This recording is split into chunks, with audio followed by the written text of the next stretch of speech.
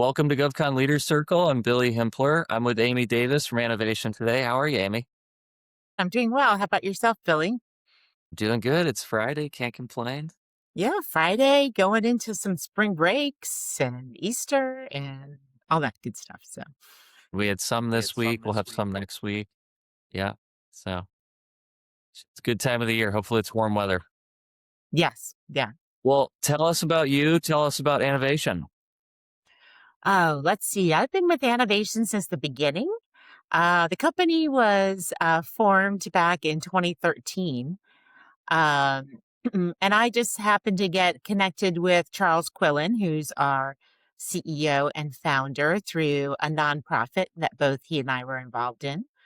And so I started helping him out on a charitable foundation or with a charitable foundation, I should say. And then he had decided to, start another company. And I said, sure, I've never done that before. Sounds like a fun thing to do. And it has been. It's been a fun and crazy ride to see what started out is is an idea and a collection of people turned into a company. Very proud of the foundation that Charles and Todd Graham, who is also one of the founders, have put into the company, and seeing us stay true to that foundation as we've continued to grow, and being part of that. Learned a lot along the way too. Yeah. Yeah, that's awesome. Which nonprofit did he work with you at? Uh, so I had taken a little break from the workforce while I had three kids under the age of five. And Understandable. Yeah, that makes sense. yeah. And so I was kind of thinking about getting back in. My youngest was in pre-K and he would be going to kindergarten the next year. Um, and the church that I belonged to was advertising for a nonprofit. It's called Five Talents USA, which Yes. does Okay. micro enterprise lending, empowering people to build their own businesses through savings loans groups in developing countries. Great, right? Um, my experience prior to that had never been in nonprofit accounting, but I ended up getting the job and worked there for 10 years, really, while my kids were growing up. And it was a great combination of being able to be involved in their lives and being part time there too. Um, and so Charles had sold his previous business and he was on kind of a hiatus. And I was starting his family and had come onto the board as the treasurer. And so, as the accountant for the organization, I worked closely with him, and that's how we got to know each other. Yeah, very cool. Excellent tenure at both. We'll come back to kind of how you got here from there. That's very cool background. Wanted to touch on innovation a little bit more. So where's the company today? It's been 14 years, I think you said, right? hmm And so what are some of the current goals? What are things that innovation's working on? Yeah. So it's been a big, past 2 years. We've been preparing for and strategizing to break out a small business into the big scary waters of full and open. And so that happened a little sooner than we had expected. SBA had changed some of their rules, but that's fine. We were preparing for it and we were ready to go. Of course, we had an administration change and some of the uncertainty that came with that last year. Um, but um, but all has gone well. And so now we have things, we feel like we have a great base in place to make that next leap. And we have one things that in full and open. Very proud of where we're going there. I think like everybody in GovCon, you were just kind of hanging on last year. It Yeah. was sort of like we were all in a lifeboat, right? Yeah. And I felt like it was a tough year, but definitely we came through well and well positioned for this year. So we're now back up to the size that we were prior, and back hiring, great talent. It has been interesting, just been over the past few years. I mean, you know this, Billy, the market. I mean, we're all about hiring the best talent. We feel like that's our bread and butter. We hire smart people, right, to help the government solve their complex problems. And you've seen that. You've seen where the market's been tough and then it's been better, buyers, sellers. So it's been interesting to navigate all that. Yeah. No, the market is a very strange place right now. Job market, macro market in general. I'm going to steal this from a friend of mine from the other night. Survived in five, as in 2025, and fixed in six. That seems to be. I mean, everybody that's still holding on. It seems like okay, dust is settled. Let's like gather the pieces. We had all the USAID contracts, not all of them, most of them disappear. I remember we were keeping a counter for a while on how many companies just gone last year. Yeah. Um, yeah, so we'll see. We'll see what the rest of the year holds, and then the next couple of years leading up to 2028. Well, great. Yeah, no, you guys have done really well. I've obviously loved working with you guys. What are some getting more specific into the industry? You can tie it back to innovation if you want, but maybe some hurdles, struggles you think the industry is facing the rest of this year, whether it be changes with SBA, you mentioned, significant changes to the FAR or not so significant, depending on how you look at it. Anything you want to share there? I think we're still working. I mean, I think that the most important thing is to stay close to your customers. Right now, they are continuing to be challenged with budgets and priorities, and honestly, a mass exodus of talent from the federal government, too. So, but it's still the same philosophy. Stay close to your customer, understand their mission, help them become successful. That's the same old story, right? That's the most important story, right?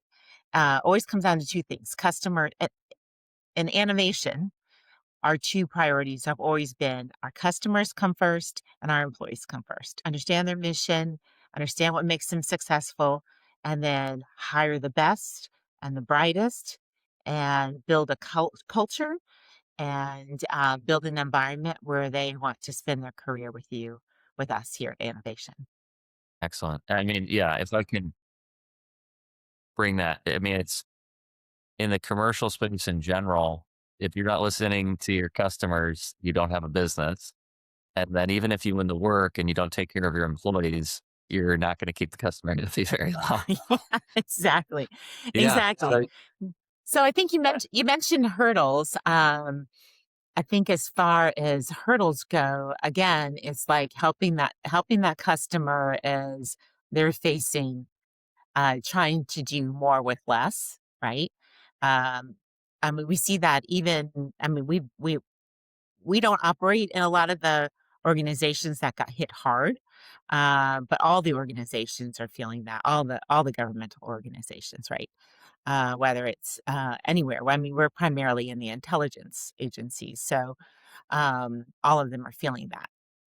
And then as far as the employees go, I mean, the biggest thing that contributes to our bill rates is fringe, and healthcare is it's just every year it's more and more challenging to make sure that you're taking care of your employees and their families and providing them good healthcare. on that, outside of salaries, your biggest expense is usually healthcare costs. I mean, there's a correlation. Is there anything you guys have done in the last couple of years that you want to share around cutting costs there? Maybe not necessarily cutting costs, but making best value. Yeah, yeah, you're forced into a situation where every year you're negotiating and coming down to the wire and having to tweak plan designs and trying to make sure that you're still giving them good choices. And so we'll continue to do that and we'll continue to keep pressing the market. We work hard to create atmosphere of wellness at innovation. I mean, we're big into sponsoring people for 5Ks and 10Ks and getting out there and walking and putting healthy snacks in the cafe and making sure that people have good work-life balance. We offer the Calm app to all the employees so that they can, just spend that time, like at the end of the day, just settling back in too. So, I mean, we work really hard to make sure that our employees build good culture. Yeah. We just celebrated Pie Day at the middle of March. Nice. So people came in and brought their pies, and we had, everybody could have a slice and vote on which best pie, and fun things like that. I think we look for things that are grassroots. We have one of our engineers who loves Dungeons and Dragons, so she has just Okay. started. I think they're meeting tonight for a game at the office, so fun things like that. That's fun, man. It's giving me some ideas. No, yeah, the healthy coworkers, healthy teammates are happy teammates. I mean, that's very obvious. It's unfortunate not every company can provide the same, but it's tough, right? You've got these costs on one hand that you need to consider as a business, and on the other hand, like, it's what input the input you have is going to have a direct correlation on the output of the employee's production. So, Yeah, exactly. And so yeah, I think if you continue, it is challenging, but as long as you're making decisions based on value-based decisions, right? Keeping what's important in the front and and making that your priority. yeah, I mean, we makes sense. have core values here at AnaVation, and I'm very proud of the fact that we uh, our decisions are center around those core values. So That's good. That's great. All right, well, bring it back to you. I'm excited to hear more about the nonprofit specifically. We'll get to that. So, how did you get to where you are today? What were your interests and initiatives 10 to 15 years ago that led to AnaVation? Tell us about KPMG, Clark, St. Thomas, how they all differed. Go ahead, you take it from there. That's a lot to unpack. sure, sure. Um, well, I went to William and Mary, and I arrived there thinking I was pretty smart. And I arrived there and realized I wasn't really that smart. I was surrounded by people who were way I think smarter. a few people would disagree with you. Yeah, and my father was always like, "Oh, study accounting." So I studied accounting, and it was funny because he also was big on my sister studying computer science, and both she and I give him a lot of credit. I think at the time we were a little annoyed, right? But now, looking back, we're like, "Gosh, you really got that right," because we've been able to flex our careers with always making sure our family took priority, right? And so there was a natural pipeline of us coming out, going into public accounting. So it's not really like I thought anything, like I was going to do something different. Um, I was fortunate I had some choices. I liked KPMG. I loved working there. I met some great people. I wasn't there too long though, because the one thing I didn't like about it was the fact that we always came in after the fact. Like I wanted to be involved with a company where you got to have impact on the front end, right? That led me to Clark. Um, and that was a different situation. I'm not quite sure. Like my thing is like, I think each job you learn sometimes, oh, I like this part, but I didn't really like this part, right? And so your next job may be like, okay, I want to keep this part, maybe not that part, right? And so when I went to Clark, I learned a lot. I worked for a lady who stressed excellence, and I learned the importance of excellence, not perfection, but excellence, always striving for excellence. And, but we did a lot of tax work there. I mean, we took care of the owner and his family and all his real estate investments. And so that, led me down, some different paths too. I worked at PRC Lytton for a while, and then we started our family. So I went back to Clark and worked part-time. Um, and then kind of did some part-time things there as far as nonprofit. I had never done nonprofit before, so I kind of taught myself that. It's always exciting. And then, like I said, down that path, I had met Charles. When he mentioned to me about wanting to start AnaVation, I was like, well, great. I said, I've never started a company before. And I've actually, highly unusual. I had never been in government contracting. So that was my first step into government contracting. So big learning curve, but that's okay. I love to learn. So That's great. it worked out well. Yeah. No, that's awesome. Okay, so going back a little bit, and I've got a few questions. So KPMG, not an uncommon complaint that public accountants have. And when you're in it, you're like, oh, this is the most like original feeling I have. I want to be involved in the actual business. And then you soon find out that everybody has a very similar complaint leaving public accounting. Not to bash public accounting, obviously, very great career trajectory. But it makes sense. Makes sense that you made a transition. Yeah. And then Yeah. Yeah. So one of the interesting things is that I'm also married to an accountant. And okay, and so he did stay, my husband did stay in public accounting for many, many years and had a great career there. yeah, Yeah. So, but, and I love the people I worked with and things like that. It just didn't fit my long-term career it goals. makes sense. Yeah, it's a very common realization that a lot of the folks we work with feel. It's an amazing place to start your career. I mean, you get incredible dynamic exposure to a bunch of different companies in a short period. Um, so Worked with smart people too. I mean, yeah, I enjoy working with smart people. So right. And it almost has like kind of a growth by osmosis effect, hopefully rubbing off. yeah, I At was going to least say that's that the other thing I really learned well in public accounting is to ask questions, right? And I think that's really important. And I think sometimes, and that's something I'm always stressing to the accounting and finance team here, ask questions. If something doesn't look right, ask a question. And I think sometimes um, people these days, think, oh, I don't want to bother somebody or whatnot. And I'm like, no, no, no, ask the question. That's what we want. there's a little bit of like a timid fear around being told that was a silly question. Yeah. Uh, Yeah. Yeah. yeah, no, but that's totally true. That's how you learn. Great. And then, so you have three little ones, or not so little anymore, but you have the three little ones. And then you do the period there part time in between, and then you come back and start AnaVation with Charles. Yeah. Yeah, and Got it it. worked out. The timing of it was really worked out well, right? Because my kids were older and they were in very college or high school driving, that sort of thing. Now I have three young adults, and in fact, my oldest and his wife just had a baby. Neil is now 9 months old, and so we're Congrats. going into a whole new phase of family. So That's that's very great. exciting.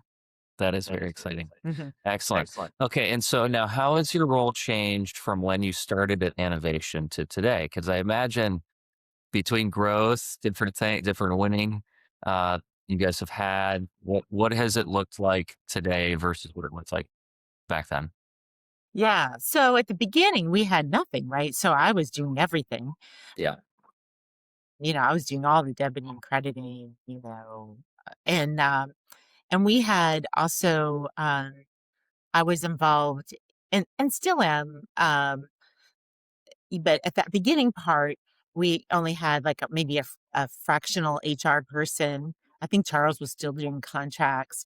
So I was kind of involved in everything. Um, Now I'm not. Now, of course, we have full departments there, but still collaborating across all those function areas. Like I can never imagine finance and accounting being like a silo, right? You have to collaborate across because all that interchanges. And of course, my colleagues Rena and Jamie. I couldn't ask for better colleagues than those two. And They're so wonderful. that's one of the things I enjoy is that collaborative environment. And then of course in finance and accounting, I said, I mean, there's no better place to know everything that's going on, right? Because eventually Right. everything has to come to the books. Right. Right. uh, so it's great there, but yes, I think now obviously I oversee a finance and accounting team, so they're more transactional, and not that I'm not transactional in some ways, that's just the way I am, but more of a been able to I refer to it as a helicopter. I've been able to kind of bring my helicopter up and have a bigger view of what's all going on, right? As Yeah. opposed to being so close to the ground and into it. But I mean, I wrote the accounting policy. We've been through DCAA audits, just the whole, gamut of things. The first time we got a cost plus contract, first time we got a fixed price contract. When Jamie went out on maternity leave, I got a good stint in pricing. So it's always good to know how the sausage is made before we win it and comes over to us to, Yeah. help implement it. Um, so yeah, been involved in a lot of different things. You have a very unique experience compared to most people that are in an equal position in another company today, having started the company with Charles. And you're effectively a Swiss Army knife. You mentioned pricing, several other areas that you had to build from nothing, on top of having to learn it all together. Yeah, it's very exciting. Yeah, it's been fun. And I often say that um they're they're they're big company people and they're small company people. And it is a personality difference, right? Yeah, I can see it in an interview when somebody's saying, well, what's my title gonna be? Right. What's my career track gonna be?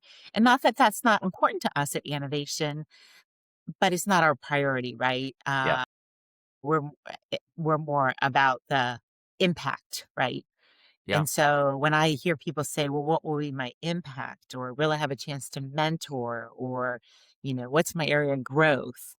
Those are the things I hear about. Those are things that resonate with me because then I'm like, okay, that's more of a small business mentality.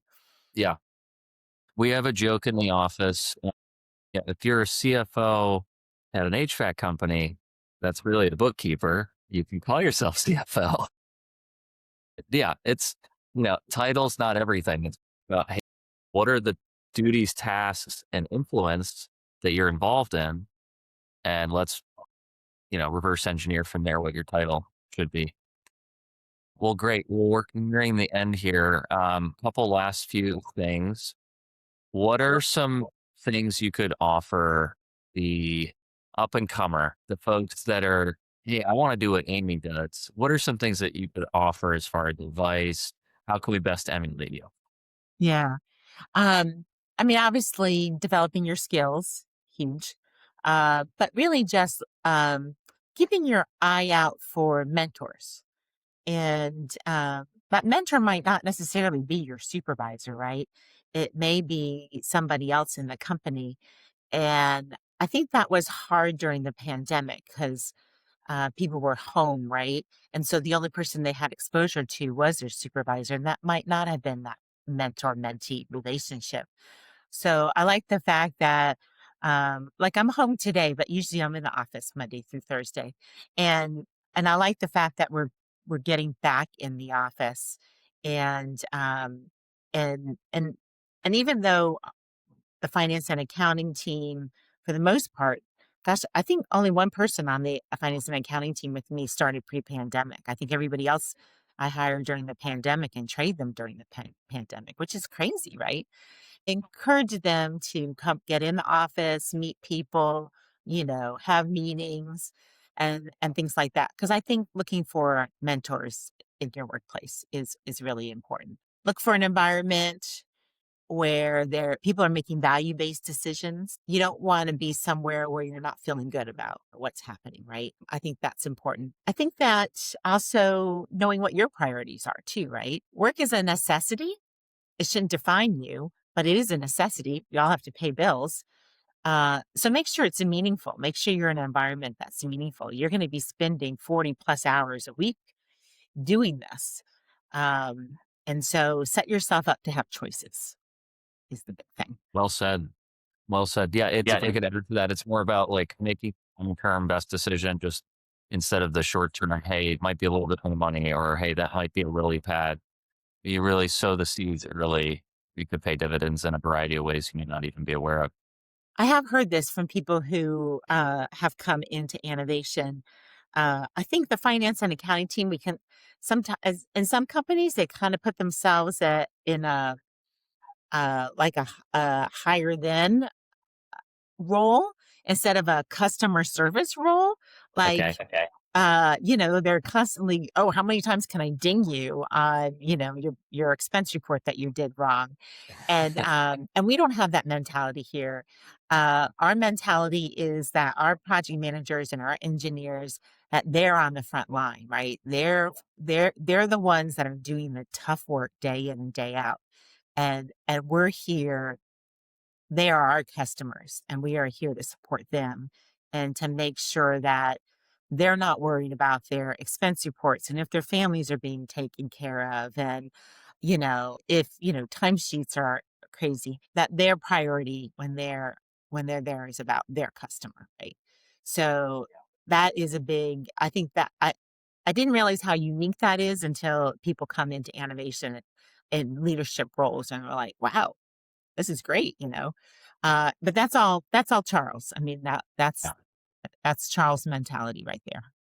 Well, it sounds like a cohesive unit with this piece sometimes at another company feeling siloed, actually adopting, hey, we're supporting the overall mission. We're not just here as a referee. We're Exactly. actually on the same team. And yeah, I can imagine there's benefits both for the receiving end of that and the person who's in that particular role feeling part of it. So awesome. Well, anything you'd like to share? Anything else about innovation? Any other areas you'd like to explore or hear anything from GovCon Leader Circle on? Yeah, I think that I think we at AnaVation, and this also aligns, with my values too, is we're all about the next generation, right? About bringing in that next group of college graduates who are just so smart. And so we're really proud of our intern program and the fact that we go out to different colleges and we hand select a group of interns to come in, and that we have um, talked to and changed our customers' mindset, that they are like eagerly waiting for that intern to show up because they know that is going to be somebody really smart, right? Yeah. Um, and so I think that is very important, that's our role as we come up in our careers, to make sure that we're mentoring and growing that next generation as they come up.